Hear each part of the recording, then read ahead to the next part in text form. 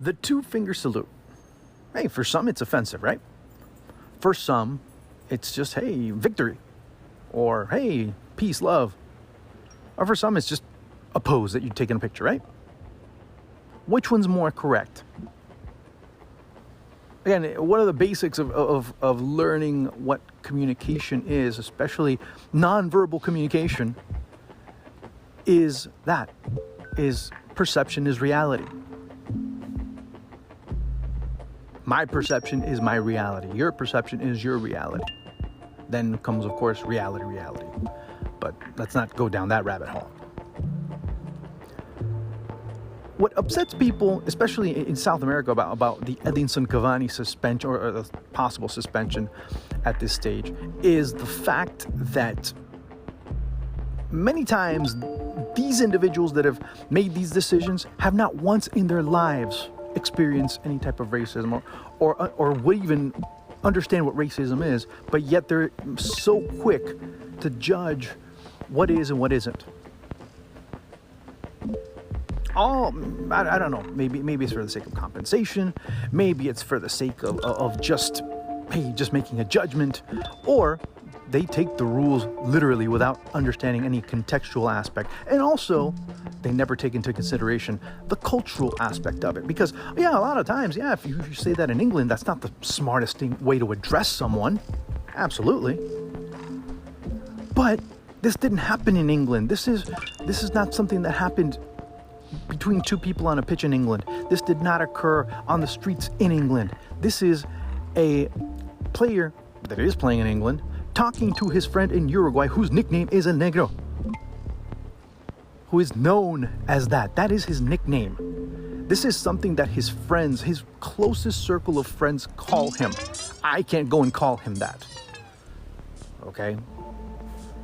In a more formal situation, you'd call him by his name, or if he has another nickname, then call him that.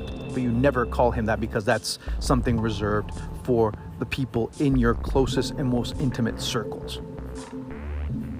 Unless it's the man that gives the pass to Diego Maradona in the 1986 World Cup and he ends up scoring the amazing goal that he did in that tournament. Man that forever, he says, I had the greatest assist in world football history. Héctor Enrique. His nickname, El Negro. El Negro Enrique. Imagine him playing in the Premier League and him being addressed by his nickname. What would happen if Obdulio Varela would play in England? El Negro Jefe, the black chief, the black boss, I guess you can call him as well. The captain of the 1950 Uruguayan national side that ended up winning the World Cup that year. What's the problem there? He himself called himself that. So where's the congruency in terms of understanding how things are done elsewhere? It is offensive to me, therefore it is offensive, period. Instead of trying to understand, hey, Eddie, why did you say this? Then understand, okay, fine, it's not that bad. And I know that we live in a world where everything is so messed up, where everything can be construed as such, or even directly said as such. I mean, there's, you don't need to construe or sometimes even assume. People put it out there quite blatantly that, there is a need to try and fix things. There is a need to try and help things out. To improve as a footballing culture, as a society. I understand that. But there's times that you end up going into the other side and making something that isn't something that actually might be in your eyes and truly can never be.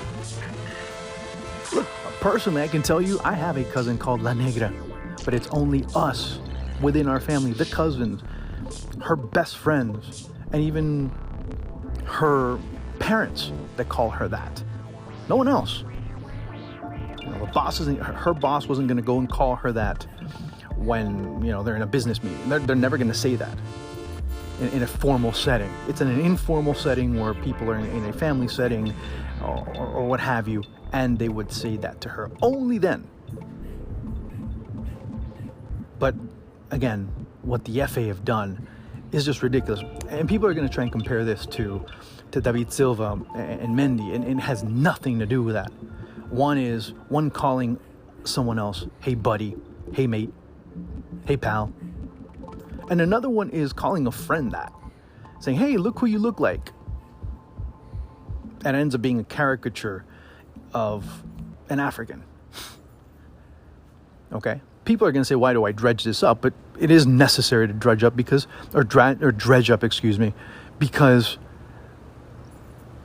people have short-term memories. People don't remember these things collectively. I'm not saying individually, collectively.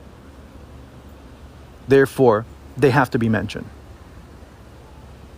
So that's why when you start looking at these types of situations, when you start looking at these types of precedents, you end up going down some very steep and very wicked rabbit holes that once you go in, you might not be able to come out.